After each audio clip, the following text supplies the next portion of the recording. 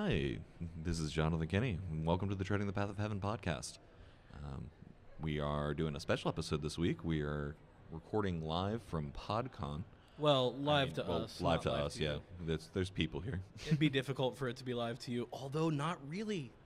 We were offered to live stream this, but there's not really a way for us to have warned you in the past. So, oh well. Anyway, this will be a kind of a shorter one, and also a special one because unlike always, I'm not joined by all of my co-hosts. I am Jonathan Kenny, the main host, and we also are joined by only Me, Seth Thompson. We're actually the only two that made it out to Podcon this year. Hopefully more people next year. But That'd be fun. There is a booth here, and so we're going to record a short episode about a book that I read. Yeah, Seth-centric. You guys ready for this? It's the first one. No, it's not. It's like the third one now. Oh, well, centric. Well, yeah, centric. That's fair. The book that I was reading was a suggestion from one of our listeners. Actually, it was one of our iTunes reviewers, but I can't. Oh, you know what? I can. It's not going to be on the iTunes anymore since we switched our hosting. Oh, but yeah. One of our iTunes reviewers friend of the show, suggested that we read Everyone Else is a Returnee. So I immediately picked it up and started looking through it, and there were a lot of aspects about it that I really appreciate. Like I like game systems, a very Korean book. Okay, cool. Korean novel. Who's the author? Let's see. Why am I looking at just this guy's? Wow, I got lots of information about Yul Han, the guy. Well, that's good. Yeah. All right, well, forget the author for now. We'll get back to that. Give us a premise of the book. What's the main thing about? So, normal college student is hanging out one day and goes outside and notices everything time-wise has stopped. So are we talking like Persona 3 Midnight Channel, like everything's weird, or just everyone's just kind of time frozen? I don't have that reference. Perhaps everyone's just frozen. Either way, no, actually everybody's gone. Okay, everyone's gone. There's nobody there anymore. Just the whole world has now been emptied, and he kind of just wanders around for a bit, wondering exactly what happened. He's like looking for his parents first, obviously, and then an angel shows up and explains to him, "Hey, man, why are you here? You're not supposed to be here." Everyone else on Earth, you see, got taken to another world to train because there's this big cataclysm coming. Mm-hmm. And so we were preparing everyone on Earth by throwing them onto this other world. Some of them were going to die for sure, but, you know. I'm so glad there are these kind gods that are so willing to train us up for coming cataclysms. Oh, yeah, man. When a cataclysm's coming, you got to be prepared. And if you have a god's, like, help behind you, might as well. Kind in strong quotation marks here, given that almost always it's not training by slaughter. But well, in this case, it's training by extreme loneliness because he's stuck on Earth. So, all right. So, like with everyone else, do they give any information about? So the angel just explains like their training, and he asks like, well, why didn't I get picked up? And God just didn't notice him. Oh, that's got to be rough. Like. Yeah, he's one of those characters that's always in the background. He is a notable unknown. Like he's just fades wherever he is. If you're not looking directly at him, you don't know where he is. All right. So God misses him, and he's just stuck on Earth by himself. But there is this angel lady that has come to be like to clean up, as it were, and saw him and was like, "Ooh, we fucked up. So we're gonna." Do what we can to hide this, and you know what? You and me, let's just hang out. Okay. So he gets taken around the Earth and ends up doing like different kinds of training. So he learns how to like be the best bladesmith.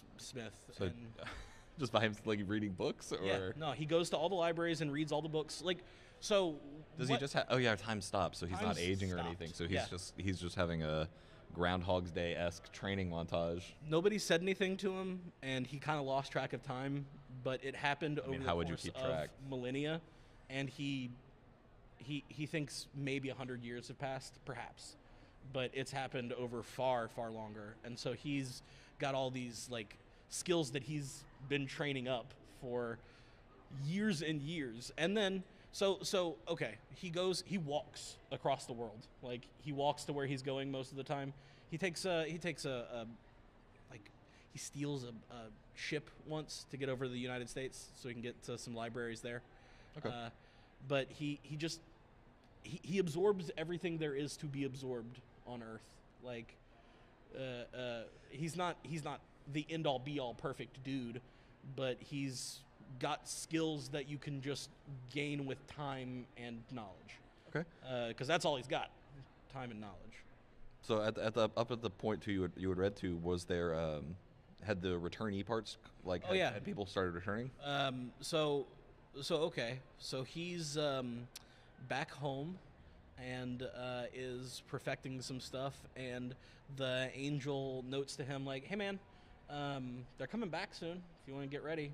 Got like a day, they're coming back. So he goes back to his house and is just kind of waiting when his parents show up. His mom and dad were also in the other world, and they came back fine.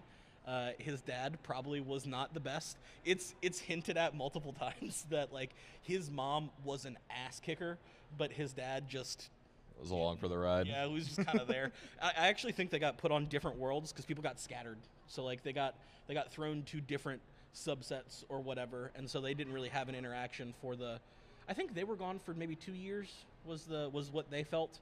Okay. So he got way more time training than anyone else. Yes. Okay. And so what everybody's come back with is like magic skills. Okay, of course, yeah. Yeah, and he does not have magic skills. He didn't go. Well, yeah, the magic place. So why would he have magic skills? Like, so part of the comedy of this book is him trying to hide the fact that he doesn't actually have any magic. So by just being real good at things? By just being a beast. So he'll like punch something real hard and they'll be like, wow, what spell was that? And he's like, punch. Yeah. Don't you know the punch spell? The punch spell. I'm not familiar with that one. Well, I learned it in the planet that I was on. Well, what planet was that? I've met a couple people from a couple different planets. Oh, that's interesting. They were all sent to like kind of different places. Yeah, they were. Okay, so they come back. Governments start arranging people as they do. Governments start claiming the strongest people. Mm-hmm. Like, yeah, absolutely. The strongest Korean dude is. Yeah, as soon as there's superhumans, that's what defense spending becomes about. For sure. So, goodness. Hang on. Kim Il-han, or Yu Il-han,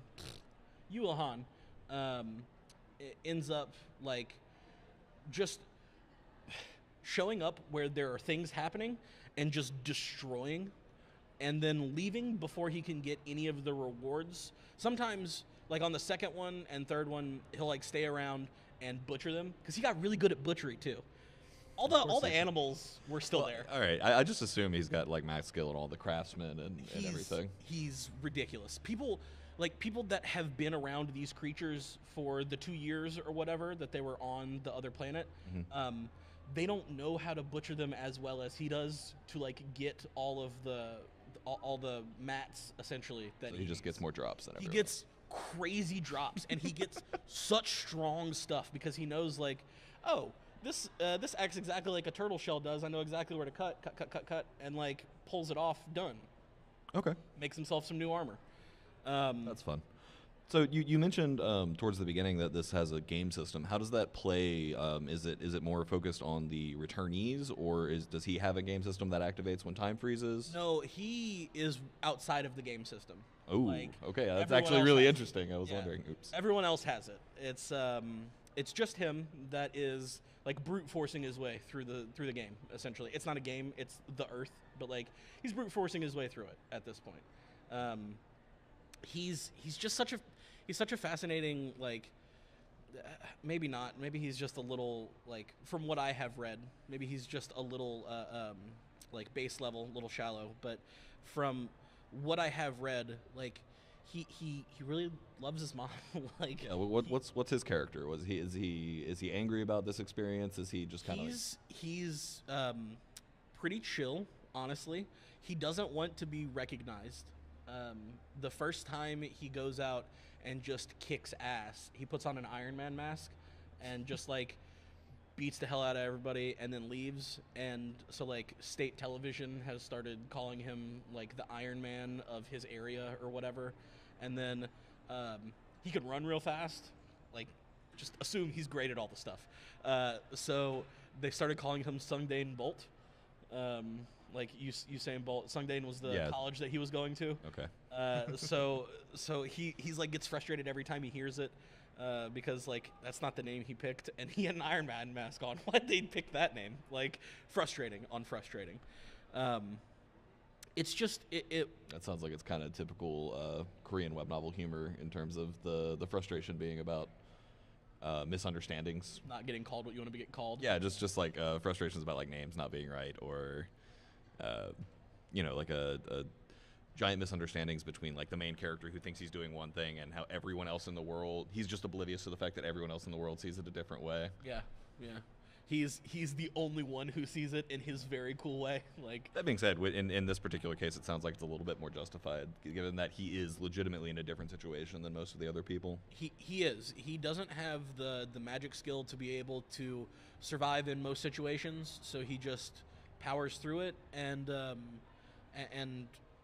what's honestly impressive is that people that were like notable in the other world. There's this lady that they simply refer to as Empress.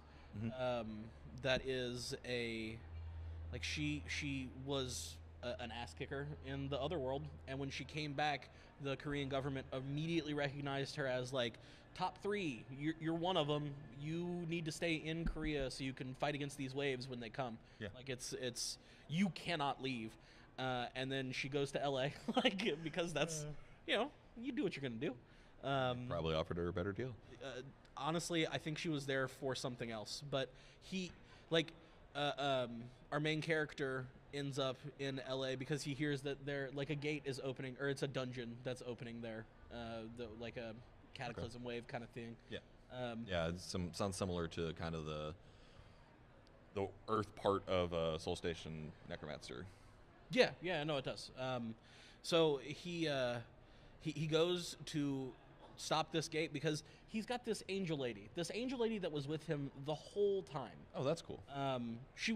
The entire, like, the whole millennia that he was stuck on Earth, and now that everything's back to regular time, mm-hmm. She's gone, and it's freaking him out a little. Like, he's had this one guiding hand behind him for millennia, and now she's just disappeared and is replaced by a smaller, more annoying angel that is not.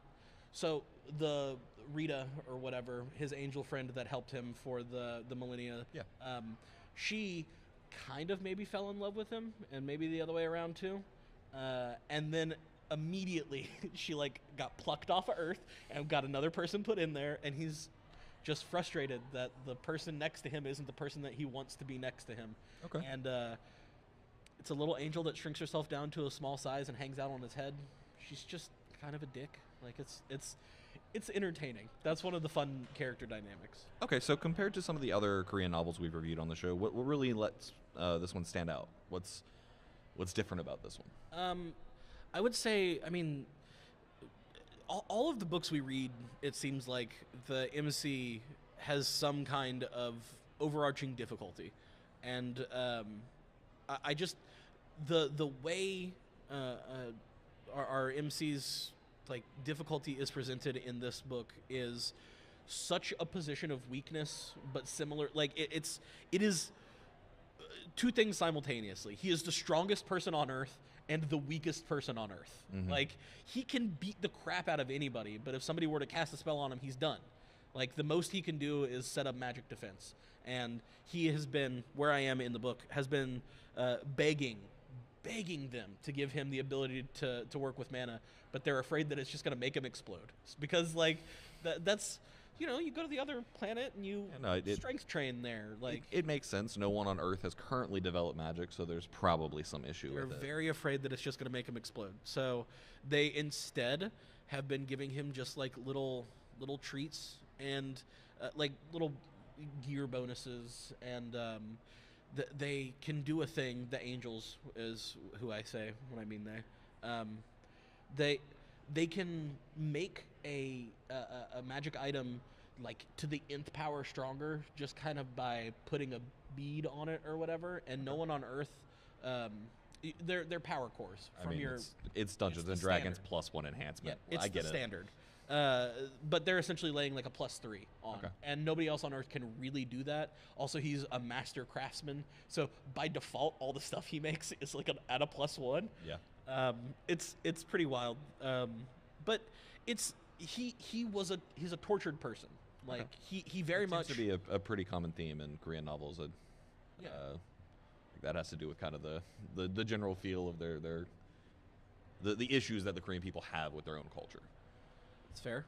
It's not. See, like I don't have as much of a Korean book like background to lean back onto. So well, it's just the themes in them tend to be a lot more depressing. Not like, and not to say they don't overcome them. There's usually an arc where there is a depression and the people succeed, and then like that gets overturned because they worked hard. Sure. Which I mean, like I get that. That's a really good moral, and I think that fits in pretty well with American writing as well. But it's just so frequent that you run into situations where it's like, the main character is in crippling debt from a situation out of his control. He inherited the debt, and because the grandmother who was taking care of them is enfeebled, they're not able to go sign off the debt, so they inherit the family debt. Like, it's just like all sorts of these like random situations where people take advantage of the main character and all these things to make them distrusting, and then that builds their personality. Well, a millennia of being alone will drive you insane and also make you like just a ruined person. I mean, like solitary is usually only. So it's usually like, measured in days or months, not. Yeah, exactly. So because we understand the health risks of that, so I can only imagine that must have seriously scarred him. His parents notice, but don't. His parents have noticed, but aren't completely concerned. It would seem his mom knows that something's up. Well, I'm sure for them they were concerned that he was gone or wasn't, sent out. Yeah, they just wanted to make sure he didn't die like somewhere else. I'm sure seeing him back there was a relief at some level. So just to cap off where I am in the book, so you guys can know how far I got. It's not really that far, you guys. It's like 85 chapters maybe. At the last chapter I was reading, the MC was trying to convince the angels to send him to an off-world dungeon because it would make him stronger, and there's a lot of stuff he can fight there, and like he needs the power cores to make better stuff. He really likes he's made these slingshot weapons that are essentially there's a specific name for them that I can't remember now, but it's like a almost like a railgun, but for slingshots, and it's intended for you to put it on something and then railgun into it. So it's like a breaker, like okay, yeah, like an armor breaker. Piston or I know what you're talking about, like the attack that Big O used. Yes, exactly. It is. It's one of those that he is just pile driver. Yes, a pile driver. That is exactly what it is. He is embarrassing very high level monsters by just walking up and pile driving them in the face, and it's very entertaining. So he's just a guy who's good at all the stuff. I know that describes a lot of MCs. Well, it does, but honestly, it sounds like he's got a lot of a wider base than most do. The typical Korean MCs tend to have like a thing that they're really good at, i.e. Legendary Moonlight Sculptor or Overgeared, where they have one talent. They're good. Well, they're either good at the thing they're doing or they become good from the things around them. But like for an Overgeared, for instance, the main character is a blacksmith, and so everything that he does, although he's good at basically everything because he builds items to make himself good at everything, it all ties back to his blacksmithing ability. For Legendary Moonlight Sculptor, everything is, all of his opportunities and all the things he gains are birthed out of the things he does sculpting. So it sounds like in his case, I mean, there's kind of bladesmithing, which sounds like it's maybe doing a bigger part than some of the other ones, but it sounds like he has a much wider base of skills than a lot of the typical Korean main characters. Essentially, anything that he could learn, he did. So, like, he does have the widest possible base of skills, and now he's just got to stack these, like, very specific fighting particular monsters things on top of him. No, I'm probably going to have to try and pick this one up because I'm really fascinated by this concept of the maximum potential of the extant skills on Earth, like taking the abilities of and ignoring mana, ignoring angels and all those things, and taking just the things that we already have the ability to do as humans, and imagining how it would actually stack up against people that had magic powers. For sure. It's like if we were executing perfectly, could Earth take on a world with magic? He's got plenty of opportunities. He doesn't fight other magic users directly, but he fights alongside of them, and with the way they are astounded at shit that he does, I am sure that he could take them. I haven't seen any direct fights yet, but I'm sure that they will be interesting when they happen. I know it's weird to say with a like a written media, but the reading about the shocked faces of people as they look at the main character's absurd achievements, their jaw dropped. The writing that's necessary to like set that up, and just the exposition to draw that one moment where the jaw drops is just one of the most satisfying parts of reading these translated novels to me. I'm glad that I want to know who suggested it. I'm glad that whoever suggested this did, because it was actually very much up my alley. You kind of have the idea of who I am pretty well down, listeners. Yeah, it was, I believe, suggested pretty much for Seth. So. It was Full Plate Jacket. Our good supporter man, Full Plate Jacket. Thanks, Full Plate Jacket. Thanks, Full Plate.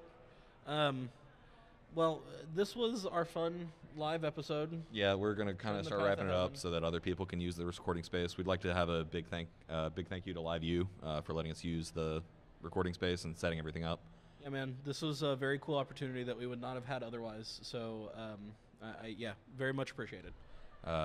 If you enjoyed our review of this, please feel free to check out our other episodes. We've got a lot of books that we've talked about, covering Chinese, Japanese, and Korean translated novels. We've got more books to talk about, too. And we have a lot more coming. If you'd like to reach us, you can reach out to us over Gmail or Twitter. Our Gmail is tiger.rollercoaster@gmail.com, and our Twitter is tigercoaster. So, feel free to reach out. We're always happy to hear from you guys. Yeah, but otherwise, we really appreciate all the support you've got. We've been a little sparse on episodes lately, but we're working on changing that very hard. Oh, yeah. That's a big change. You will see it. Trust me on that. But otherwise, we'll look forward to seeing you next time. Have a great night. Woo-woo.